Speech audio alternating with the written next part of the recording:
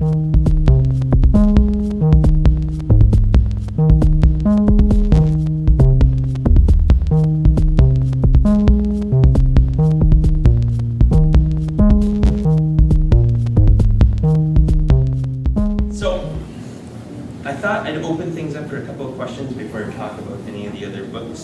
questions you guys got so far about math, science teacher, or writing right here? How many books have you written?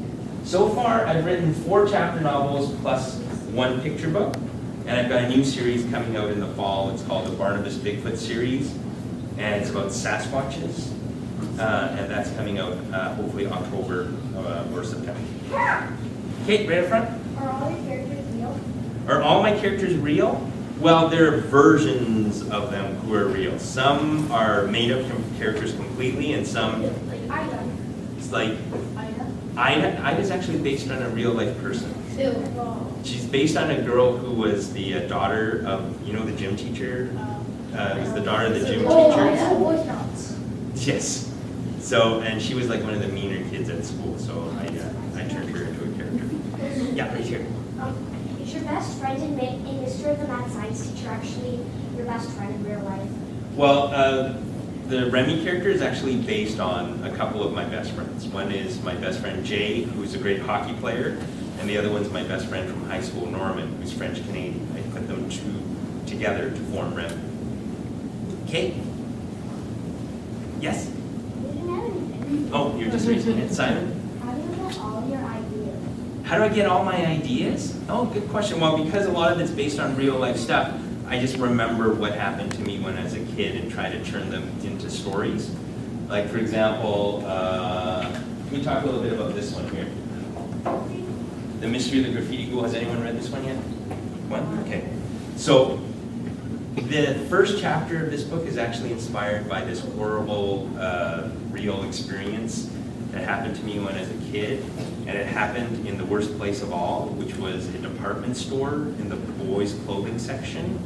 I was going clothes shopping with my mom, and I desperately wanted to wear blue jeans, but my mom had no fashion sense at all, and instead of wanting me to wear blue jeans, she wanted me to wear corduroy pants, the ones with the lines that run down the pant legs. And I remember I got in a huge argument with my mom about the pants I was going to wear. And at one point I got so mad at my mom and just crossed my chest, arms over my chest. I said, "Mom, I hate corduroy pants. I will never wear them. You can't even get me to try them on." At that point, my mom did this thing that all moms do to win arguments about clothes. She reached down, grabbed my pants by the belt loops, and yanked them down to the floor. So now I am in no position to argue with my mother while I'm standing in the middle of a busy department store in my underpants, right? So all I can do is grab the corduroy pants my mom wants me to try on, cover myself up, waddle over to the boys' change room, bump the door open, hop inside, bump the door closed, step out of my own pants, which have been hanging down around my ankles, flap open the corduroy pants and climb into them, right? And I pull them up over my legs, I zip up the zipper, do up the top button. And for just a second I think, you know what? My mom can't be that bad. I mean, these are just pants, right? So I work up the nerve to look at myself in the dressing room mirror, and as soon as I see myself, I realize, oh man, my mother is the cruelest woman in the entire world, because these are some of the ugliest pants I've ever seen. I describe them very quickly to you. I don't know if your parents ever did this to you, or you guys ever did this to your kids, but my mom liked to save money, so she was always buying clothes that were too big for me so I could grow into them. So some have. So these pants were about 5 sizes too big for me. Second of all, they were a bright neon green. And worst of all, today's corduroy pants are really nice because they have those thin lines that run down the pant legs and you can barely notice them. Well, I was a kid in the 1970s when corduroy technology was just being developed. So those lines were actually super wide, super thick, and super fuzzy. So I am looking down at these humongous neon green fuzzy pants, and all I can think is, oh my goodness, a broccoli patch has exploded on my legs. So at that point I thought there's no way I'm going to wear these pants, and I start to take them off.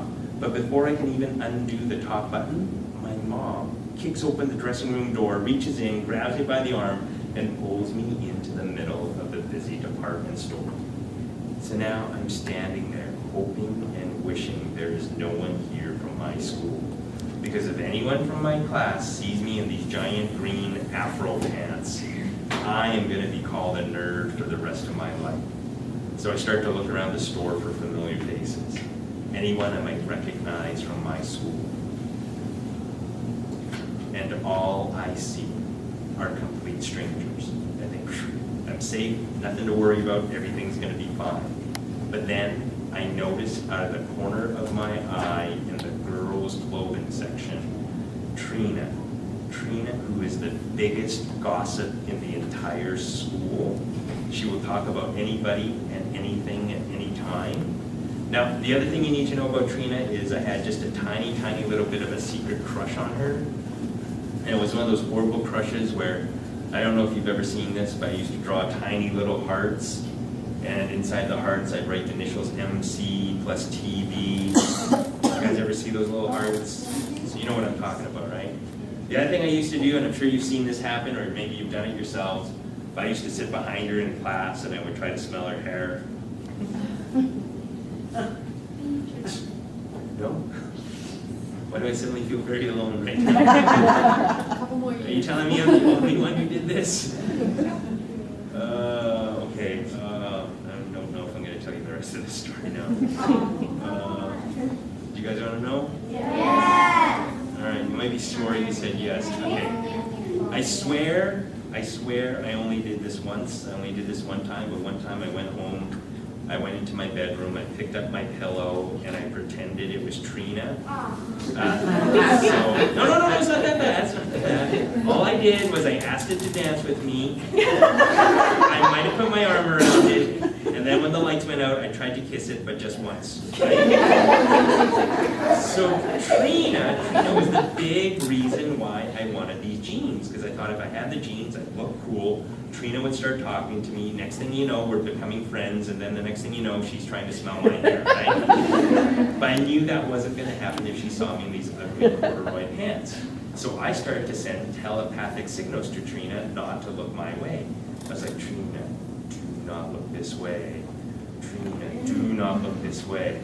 Unfortunately, my mom must have read my mind, because at that point, my mom yells out in this super loud, screechy voice that only my mom can make. She yells out, Marty! Walk around! I want to see how the pants breathe! Every head in the department store turns to look at us. Their heads whip around so fast it sounds like machine gun fire going off, right? And I'm thinking, oh no, I'm dead, I'm sunk. And I look over to the girls' clothing section, and sure enough, there is Trina looking right at me. But to my surprise, she smiles. They, oh, smiling, that's a good sign, right? So I try to be really cool. I look over and I wave, go, hi, how's it going? And then she starts to giggle and point. I think, oh no, this is not a good sign, right? Now at first, I think she's noticed those ugly corduroy pants. But then I look down and I realize she spotted something else. It's my mother, who has somehow snuck around in front of me and is now down on her knees trying to pull off my pants. And my mom looks up at me in that same loud voice. She says the thing I'll never forget and never forgive her for. It's the whole reason why I'm in therapy today. She goes, oh, they're a little big in the crotch, but you'll grow into them. So that sadly was the real life story behind the first chapter of The Mystery of the Graffiti.